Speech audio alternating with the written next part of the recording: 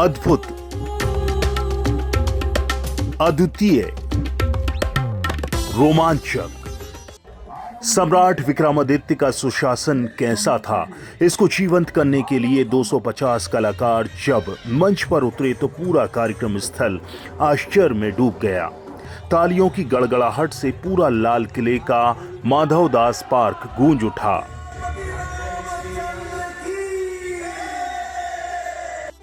दर्शकों को यकीन ही नहीं हुआ कि डिजिटल मूवी और रील्स के इस युग में इस तरह का कोई कार्यक्रम भी हो सकता है। दर्शक टकटकी लगाए पूरे नाटक को देखते रहे। दर्शकों ने महानाट्य से प्रेम, दयाशीलता, वीरता, साहस, विनम्रता, संघर्ष, देश प्रेम की प्रेरणा ली। मौका था नई दिल्ली के लाल किले में आयोजित सम्राट विक्रमादित्य महानाट्य के महामंचन का। 14 अप्रैल को महानाट्य का तीसरा और अंतिम दिन था। इस मौके पर दर्शकों ने एक तरफ सम्राट विक्रमादित्य के जीवन से जुड़ी प्रदर्शियां देखी तो दूसरी तरफ मध्य प्रदेश के व्यंजनों का भी आनंद लिया।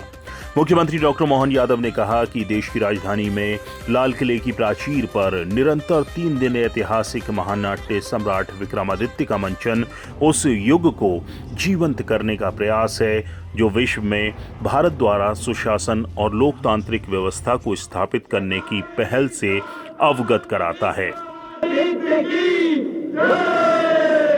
ये जो महानाट्य का मंचन हो रहा है, एक तरह से सम्राट विक्रमादित्य के उस युग का पुनः प्रकटीकरण करने के समान है।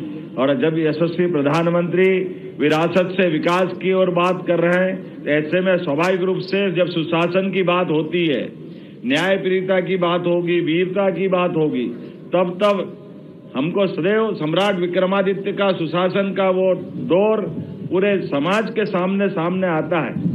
विक्रमादित्य जी का शासनकाल, उन्होंने भी अपने आप को कभी राजा, सम्राट, महाराजा कहलाना पसंद नहीं किया। और जिस प्रकार से यशस्वी प्रधानमंत्री अपने आप को प्रधान सेवक करके कहलाते हैं, यह हमारे उदात्त शासकों की महान भाव को प्रकटीकरण के समान है। जब जनता की सेवा करते हुए अपने शासन की व्यवस्था का संचालन करना, यह अद्भुत काल है। और ऐसे में जब यहाँ इस महानाट्य का मंचन हो रहा है, इस महानाट्य के मंचन के साथ ये प्राचीन विधा को नए रूप में सामने ला करके कितना अच्छा लगता है आज के इस डिजिटल युग में। वर्ष 2025 का विक्रमोत्सव एशिया का सबसे बड़ा धार्मिक उत्सव और अब विश्व का सबसे दीर्घकालीन एवं बहुआयामी उत्सव बन गया है। इसके प्रथम चरण में 250 से अधिक सांस्कृतिक, वैज्ञानिक, धार्मिक और साहित्यिक गतिविधियां आयोजित की गईं, जिनमें कलश यात्रा, विक्रम व्यापार मेला, नाट्य समारोह, विक्रम समागम, अंतर्राष्ट्रीय फिल्म महोत्सव, कवि सम्मेलन, ड्रोन शो और श्रेया घोषाल, हंसराज रघुवंशी और आनंदन शिवमणि जैसे कलाकारों की प्रस्तुतियां शामिल रहीं। वहीं विक्रमादित्य महानाट्य का महामंचन पहली बार मध्य प्रदेश से बाहर किया गया। 12 से 14 अप्रैल तक इसका मंचन दिल्ली में लाल किला परिसर में किया गया। इसके लिए दिल्ली की मुख्यमंत्री रेखा गुप्ता ने मंचन के लिए दिल्ली के चयन पर सीएम मोहन का आभार जताया।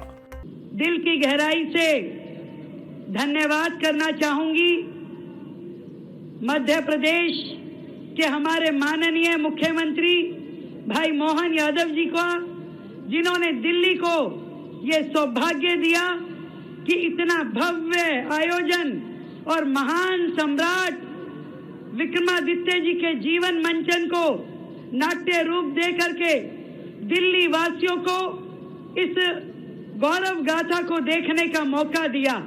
मैं अपनी ओर से, पूरी दिल्ली सरकार की ओर से और दिल्ली की जनता की ओर से साधुवाद देती हूँ, धन्यवाद देती हूँ मध्य प्रदेश सरकार को।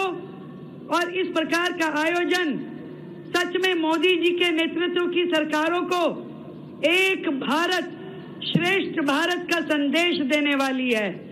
उज्जैन में विक्रमोत्सव का आयोजन 26 फरवरी से 30 जून तक किया जा रहा है। इसका उद्देश्य भारत की समृद्ध ज्ञान परंपराओं का जश्न मनाते हुए महान राजा विक्रमादित्य के स्वर्ण युग को पुनर्जीवित करना है। दिल्ली में 3 दिवसीय आयोजन की शुरुआत उपराष्ट्रपति जगदीप धनखड़ ने की थी। वहीं दूसरे दिन केंद्रीय स्वास्थ्य मंत्री जेपी नड्डा शामिल हुए। अंतिम दिन महानाट्य का मंचन देखने राज्यसभा के उपसभापति हरवंश सिंह, केंद्रीय मंत्री ज्योतिरादित्य सिंधिया, केंद्रीय राज्य मंत्री सावित्री ठाकुर सहित कई गणमान्य नागरिक पहुंचे। इतना ही नहीं, इस पहल के लिए प्रधानमंत्री नरेंद्र मोदी और केंद्रीय मंत्री अमित शाह ने भी मुख्यमंत्री मोहन यादव की सराहना की।